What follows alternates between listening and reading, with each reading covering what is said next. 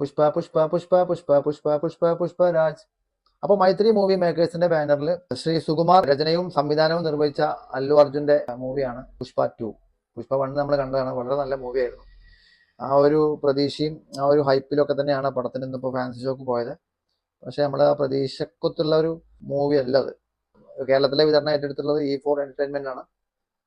സംഗീത സംവിധാനം നിർവഹിച്ചിട്ടുള്ളത് പിന്നെ ദേവി ശ്രീ പ്രസാദ് ആണ്. ബാക്ക്ഗ്രൗണ്ട് സ്കോർ ചെയ്തിട്ടുള്ളത് തമന്നാണ്. ഈ ഫിലിമിലെ ബൻവർ സിംഗ് ഷെഖാവത്ത് എന്നുള്ള DS കഥാപാത്രമായിട്ട് ഫഹദ് ഫാസിലും പുഷ്പാനന്ദായിട്ട് നമ്മൾ അല്ലു അർജുനും അവർ തമ്മിലുള്ള ഒരു ഐതിഹാസികമായ ഒരു ഏറ്റുമുട്ടലാണ് ഈ പടത്തിലുടനീളം. ഒരു വൺ ടൈം വാച്ച് മൂവി എന്നുള്ളത് മാത്രമേ പറയാൻ കഴിയുള്ളൂ. ഗാനങ്ങളും അത്ര അങ്ങോട്ട് പോരാ, നമ്മൾ കേട്ട് കേട്ട് ചിലപ്പോൾ ഹിറ്റാവുമായിരിക്കും. പിന്നെ അവസാനത്തെ ഒരു ക്ലൈമാക്സിലൊരു ആക്ഷൻ ഒന്നും ഈ പറഞ്ഞ പോലെ 2 കൈയും 2 കാലും കെട്ടിയിട്ട് 10-60 പേരെ തല്ലുക എന്നൊക്കെ പറയുമ്പോൾ കേരളീയർക്ക് അത് ഉൾക്കൊള്ളാൻ കഴിയുമെന്ന് തോന്നുന്നില്ല. 2 വർഷത്തോളം ഇതിനു വേണ്ടി പ്രയത്നിച്ചിട്ടാണ് ഈ ഒരു ഫിലിം ഇറങ്ങിയിട്ടുള്ളത്. അത്രയും റിസ്ക് എടുത്തുള്ള ഒരു ഫിലിമാണ്. എന്തായാലും അതില് നമ്മൾ പ്രതീക്ഷ പോലെയുള്ള ഒരു ഇൻട്രോ ഒന്നും അതിൽ കണ്ടില്ല. അല്ലു അർജുൻ ആണെങ്കിലും ഫഹദ് ഫാസിലിന്റെ ആണെങ്കിലും ആ ഒരു ഇൻട്രോ ഒന്നും അതിൽ നമ്മൾ കണ്ടില്ല.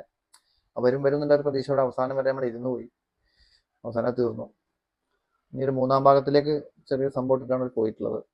എന്തായാലും 3-ാം ഭാഗവും വരുമായിരിക്കും. എന്തായാലും ഒരു വൺ ടൈം വാച്ച് മൂവി അത്രേ ഉള്ളൂ എന്ന് പറയാൻ പറ്റുക.